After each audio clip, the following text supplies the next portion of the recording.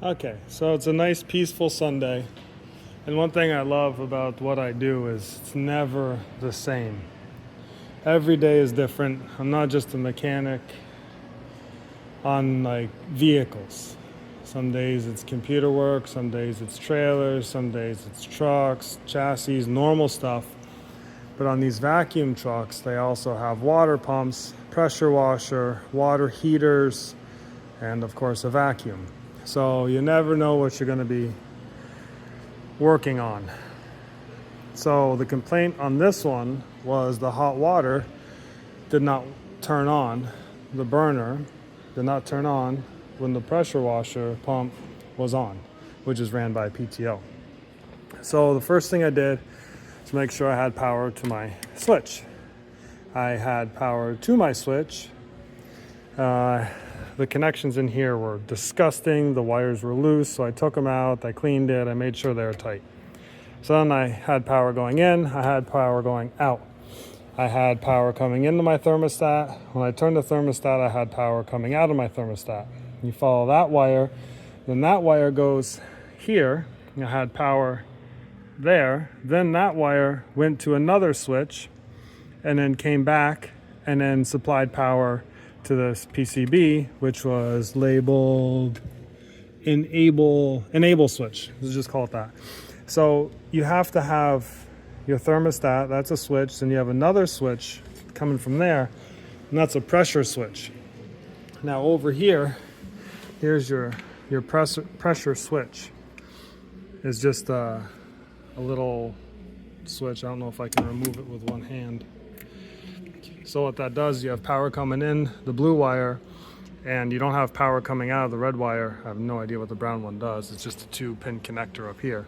But when that plunger gets pushed in, the power can come through the switch and out the red wire. That goes back to that PCB that we just found. So I looked here, and I could see that the switch was not being activated. Now sometimes these switches wear out depending on their application and how many times they're pressed. I've seen these like go flat before, and so it wouldn't be depressed far enough. You can hear it click. Sometimes you see these wear out and they don't depress far enough to engage the switch, but that's not the problem.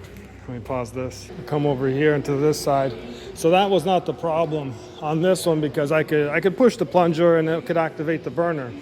But then I took apart the actual mechanical part of the switch, and so you have your water pressure come in here, and that's supposed to push this plunger, and then that compresses this spring, and then this little piece here is what,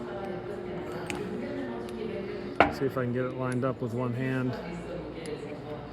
That little plunger there is what comes out and depresses that rocker switch, and then when the pressure goes off, the spring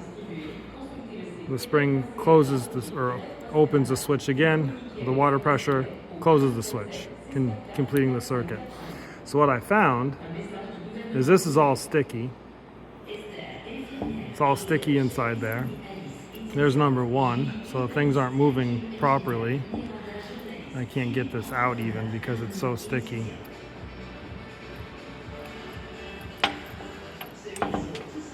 So you have a bunch of crud in there, and then the plunger has like O-rings and like little bushings on there. And in here is, like, I'm putting pressure, like quite a bit on there now. And you couldn't shake that off if you wanted to. So I'm gonna clean that up and see if I can't get it to move more free. And see if that fixes my problem. And hopefully, if not, I'm buying a new switch because I know that's the problem. Woohoo! Have a good day.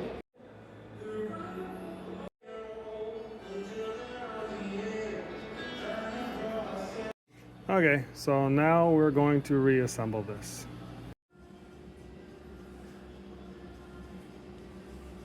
There, all back together.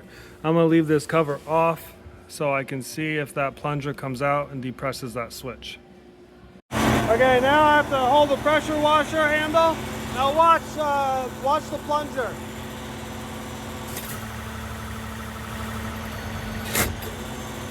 Everything's working properly now.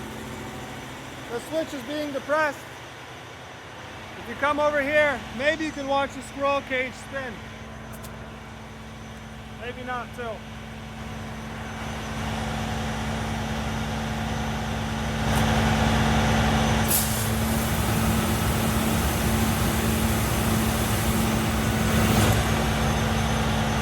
You can't watch it spin, but it is spinning.